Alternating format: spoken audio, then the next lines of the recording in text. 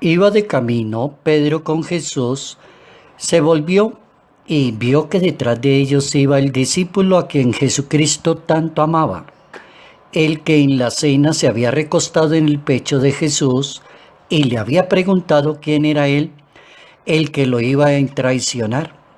Al verlo le preguntó Pedro a Jesús: Señor, ¿y con él qué va a pasar? Jesús le respondió: si yo quiero, él seguirá presente hasta mi vuelta. Y eso no es cosa tuya. Tú sígueme. Evangelio según San Juan, capítulo 21, versos 20 al 25. El misterio de Jesús de Nazaret es inagotable. Lo que hizo y lo que ha hecho, lo que hará en la historia, el Hijo de Dios, a través de tantas personas, nadie podrá escribirlo, será inagotable. Y así termina ese texto bíblico, dando a entender que si se escribiera una por una de las cosas que hizo el Maestro, no cabrían en el mundo los libros que habría que escribir. Notas amables a la palabra de Dios, sábado 30 de mayo, año 2020.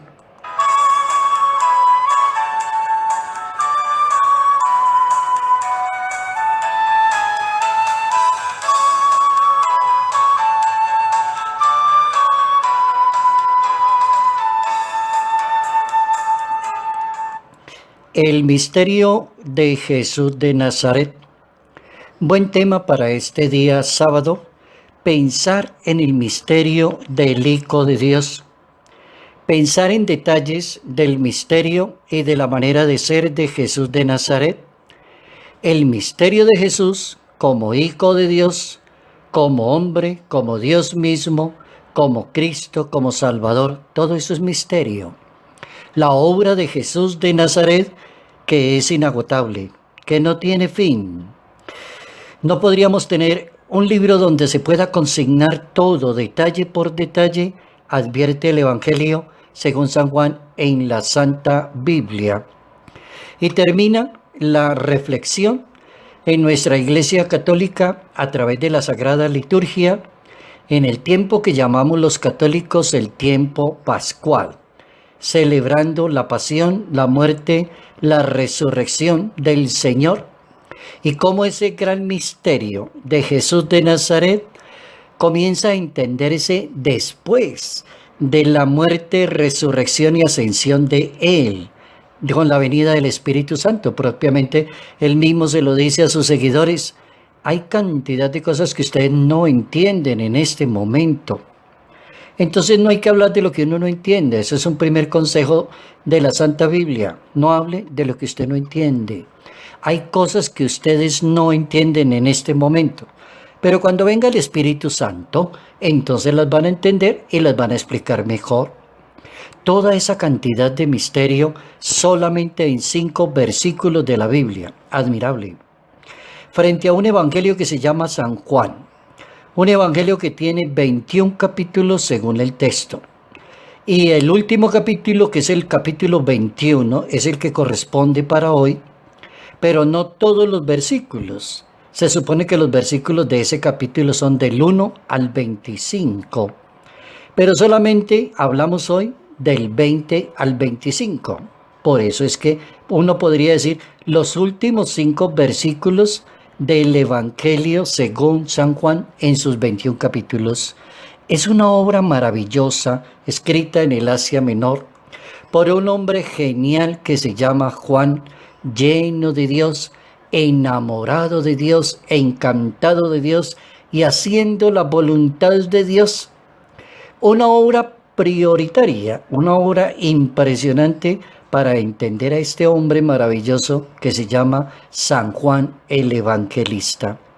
Vamos a aprender varias cositas interesantes en materia de fe.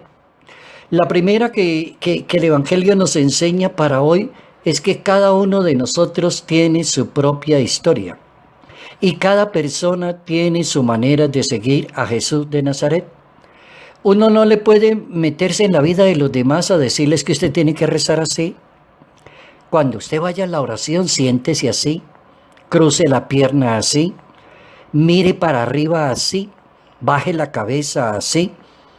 Es que asesorar una religión, ser pedagogo de la fe, de la espiritualidad, no es coger a una persona que repita lo que hace otra. No es eso. Aquí hay un ejemplo en la Santa Biblia en que un señor que se llama San Pedro está más pendiente de otro señor que se llama San Juan y está metiéndose como en la cocina del otro, cosa maluca y mal hábito en nosotros, meternos en la cocina de los demás.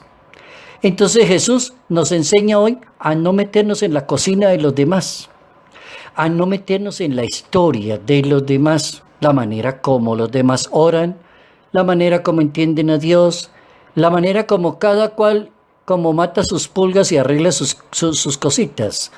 El Evangelio es muy claro en ese capítulo 21, a partir del verso 20 hasta el 25 según San Juan, cuando Pedro trata de meterse en la cocina y preguntarle al maestro, bueno, ¿y este tipo qué? Ese se llama Juan, se supone que es el amado suyo, en la última cena se recostó en el pecho suyo, ¿y este para dónde va?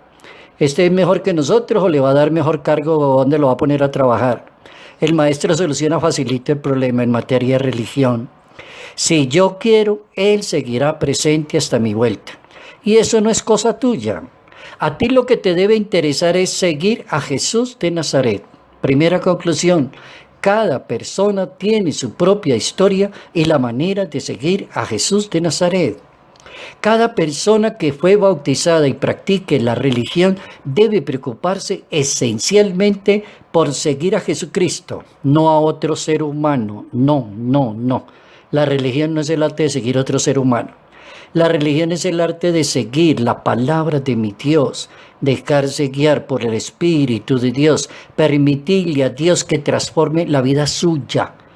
Cada persona tiene su manera de matar sus pulgas, de seguir a Jesús. Cada uno hace sus cositas, sus oraciones.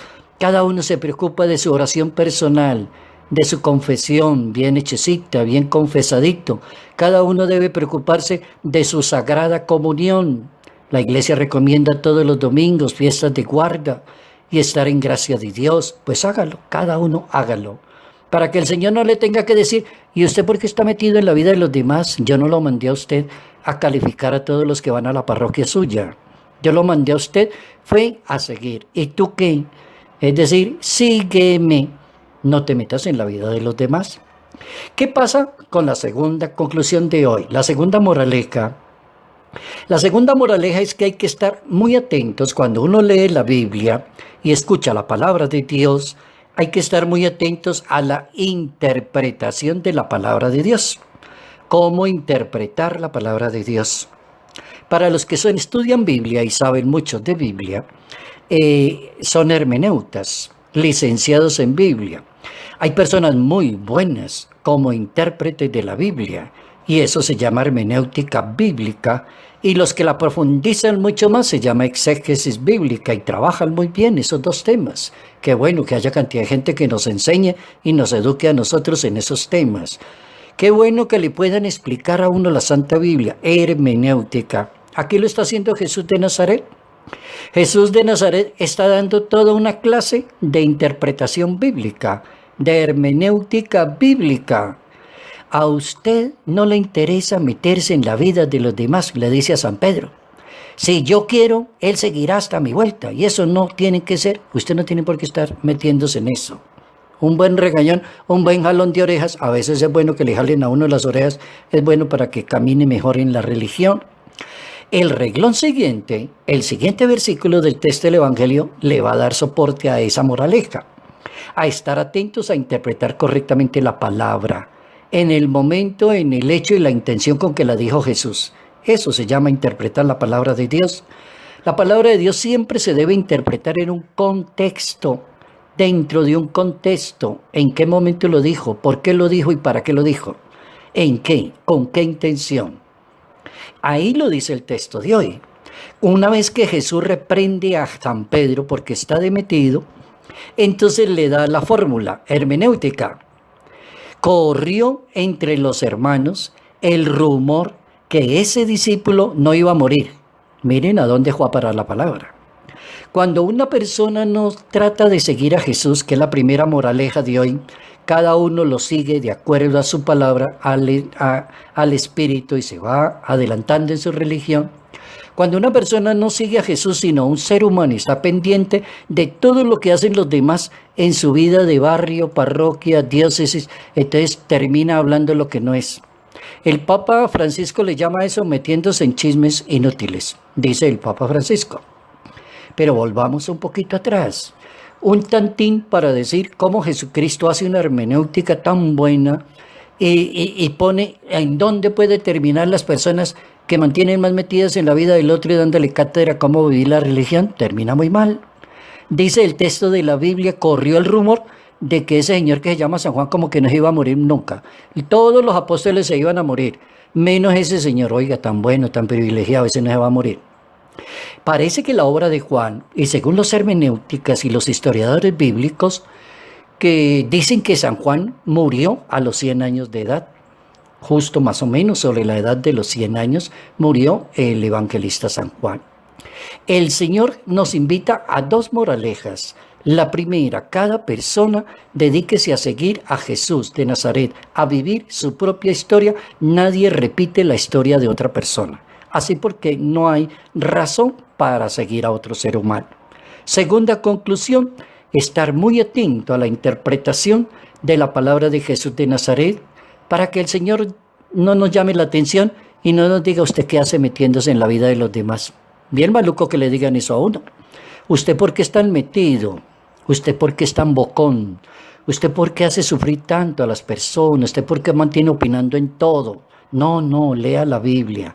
El Señor repite a los pastores, a todos los creyentes, dice el Papa Francisco, en una homilía del 29 de junio del año 2014 en la Casa Santa Marta. Dijo el Papa en aquella ocasión: no pierda el tiempo en preguntas o en chismes inútiles.